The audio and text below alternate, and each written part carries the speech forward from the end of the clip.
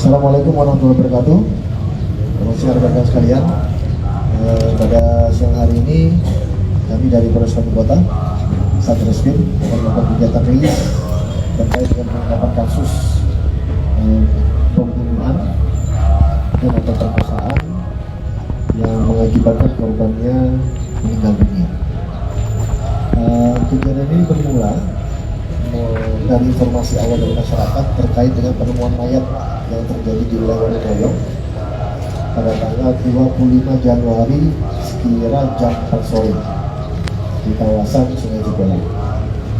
Dari kejadian tersebut, karena kemudian sesuai dengan SOP yang ada, kami berikan pertolongan terhadap pihak korban. Dan waktu itu sudah satu kita dalam kondisi tidak bernyawa dan kami melakukan kegiatan penyelidikan. Penyelidikan itu kemudian kami lakukan selama kurang lebih dalam waktu 4 hari, dan berbagai alat bukti yang juga kami kumpulkan, termasuk juga bukti petunjuk berupa kata video rekaman CCTV dan beberapa alat yang kemudian dapat kami amankan, maka kemudian dapat kami simpulkan adanya kejadian tindak pidana yang menimpa korban ini. Dari hasil penelusuran identitas korban, kemudian kami dapatkan identitas korban atas nama inisial CPL, seorang perempuan umur 24 tahun, warga dari Kota Sukabumi, khususnya di Kecamatan Paros. Di mana ada kondisi kejadian dapat kami sampaikan bahwa pada saat korban ini ditemukan dalam kondisi tidak menggunakan busana. Begitu identitas itu kemudian dapat kami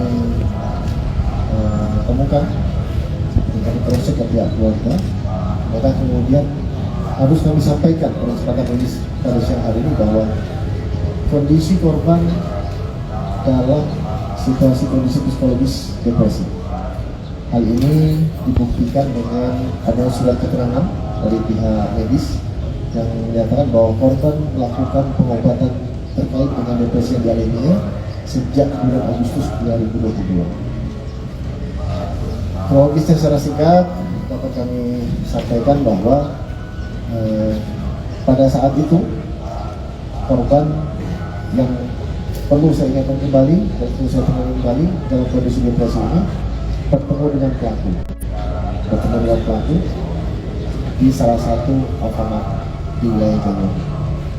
Dari situ terjadi pembicaraan obrolan antara pelaku terhadap pihak korban, dan pelaku memberikan sinyal untuk kemudian mengajak korban untuk melakukan hubungan badan dengan kemudian disampaikan yaitu main yuk.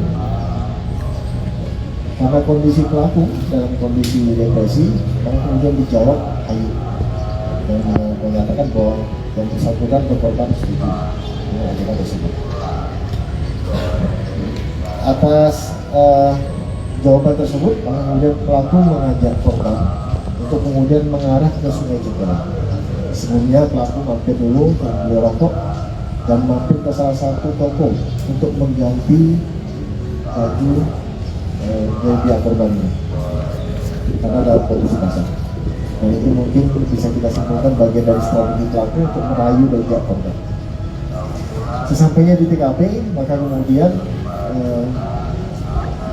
pelaku berhasil merayu dari pihak korban, terjadi hubungan badan antara kedua belah pihak, antara pelaku dan pihak korban sebanyak 1 kali. Dan setelah 1 kali itu kemudian selesai, beristirahat sejenak kurang lebih 5-10 menit, si pelaku menyampaikan kembali keinginannya untuk bersetubuh kembali dengan pihak korban, namun korban menolak. Karena penolakan tersebut, maka kemudian korban mendapatkan pukulan dari pihak pelaku sebanyak 1 kali, dan kemudian korban pun lari menjauh ke arah pelaku.